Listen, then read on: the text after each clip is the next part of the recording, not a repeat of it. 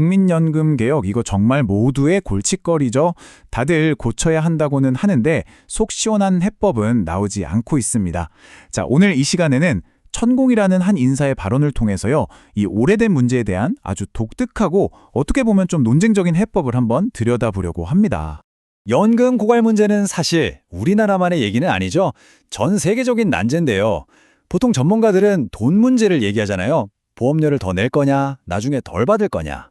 그런데 여기 문제의 해법을 전혀 다른 곳에서 찾아야 한다고 주장하는 목소리가 있습니다. 그의 주장에 따르면요, 첫 단추는 돈을 만지는 게 아니라는 겁니다. 보험료율이나 지급액 조정이 먼저가 아니라는 거죠. 아니 그럼 대체 어디서부터 시작한다는 걸까요? 그가 내놓은 첫 번째 해법, 정말 파격적입니다. 바로 우리나라 공무원 수를 30% 줄이는 것부터 시작해야 한다는 겁니다. 근데요, 여기서 끝이 아닙니다. 30%를 줄여도 여전히 정부 조직이 너무 크다는 거예요. 그래서 거기서 또 30%를 줄여야 한다고까지 말합니다. 아니, 왜 이렇게까지 과감한 주장을 하는 걸까요? 그 이유를 들어보면요.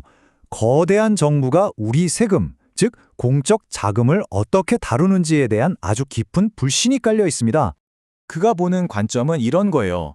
정부 조직이 자꾸 커지다 보면 국민을 위해서 효율적으로 일하기보다는 조직 자체를 먹여 살리기 위해서 필요 이상의 세금을 걷게 된다는 거죠.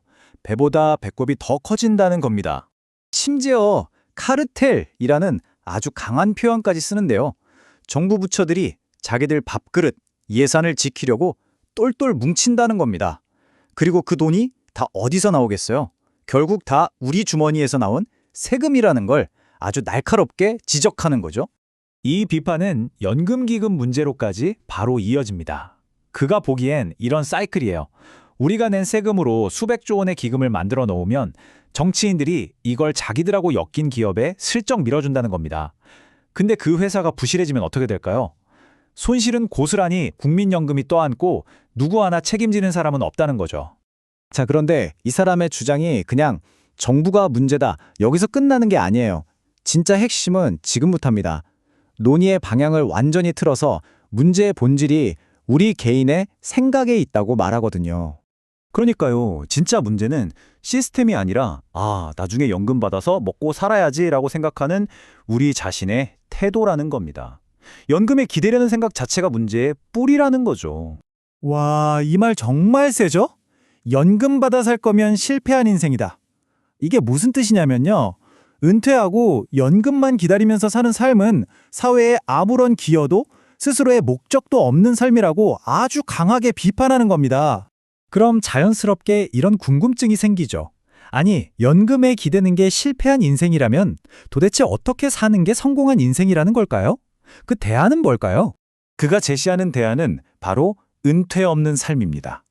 나이가 몇 살이던 상관없이 각자 자기만의 목적을 찾아서 사회를 위해 계속 활동하는 삶, 바로 이걸 말하는 거죠.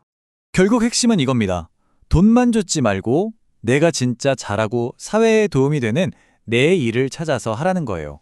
그렇게 하다 보면 신기하게도 먹고 사는 문제는 자연스럽게 해결된다는 거죠. 그렇기 때문에 국가가 주는 연금에 목맬 필요가 없어진다는 논리로 이어지는 겁니다. 여기서 고목나무의 뿌리라는 비유가 나오는데요. 우리 한국인 한 사람 한 사람이 인류 전체를 지탱하는 뿌리 같은 존재라는 겁니다. 그래서 우리가 인류를 위해 뭔가 할 때 그게 바로 세계 평화로 이어진다는 스킬이 굉장히 크죠?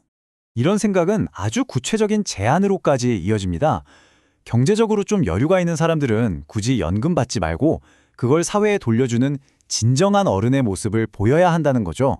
아니 근데 왜 사람들은 자기만의 목적을 못 찾고 자꾸 연금만 바라보게 됐을까요? 그 원인을 설명하기 위해 그는 자신의 철학에서 아주 중요한 개념인 지식과 교육의 차이를 이야기합니다. 그는 딱 잘라 말합니다. 현대인들이 아는 건 정말 많아졌는데, 즉 지식은 쌓았는데 정작 어떻게 살아야 하는지에 대한 진정한 교육은 한 번도 받아본 적이 없다고요? 자, 이 표를 보시면 그 차이가 확 와닿으실 거예요. 그가 말하는 지식은 그냥 책 보고 외우는 거, 이제는 뭐 컴퓨터나 인공지능이 우리보다 훨씬 잘하죠. 근데 교육은 그게 아니라는 거예요. 사람들과 어떻게 관계를 맺고 이 사회에서 내가 뭘 해야 하는지를 깨닫게 해주는 지혜, 바로 이걸 말하는 겁니다. 바로 이 진정한 교육을 받아야만 비로소 개인이 자기 삶의 목적을 찾을 수 있다는 겁니다. 그렇게 되면 연금 같은 외부 시스템에 의존할 필요가 없는 아주 단단하고 독립적인 사람이 될 수 있다는 게 그의 철학의 핵심이죠. 이 모든 생각을 바탕으로 그는 연금 제도의 미래에 대해 아주 대담한 예측을 하나 내놓습니다. 한번 보세요. 지금은 우리가 연금에 의존하지만 불과 20년 뒤인 2040년대부터는 이 시스템이 서서히 막을 내리기 시작하고 2050년대가 되면 지금 우리가 아는 연금은 아예 쓸모가 없어진다는 겁니다. 사회가 너무 빨리 변해서요. 그래서 그의 마지막 메시지는 처음으로 다시 돌아가 아주 명확하게 개인을 향합니다. 국가가 보장해줄 연금을 기다리지 말라는 거예요. 지금 당신이 즐겁게 할 수 있는 일, 당신의 목적을 찾으라는 거죠. 그러면 먹고 사는 문제는 저절로 따라올 거라고요. 그의 주장을 쭉 듣고 나니 이런 생각이 듭니다. 우리가 연금 문제를 단순히 돈 계산으로만 봐야 할까요? 아니면 이 문제가 사실은 우리가 노년을 어떻게 바라보고 일과 삶의 목적을 어떻게 설정해야 하는지에 대한 훨씬 더 근본적인 질문을 던지고 있는 건 아닐까요?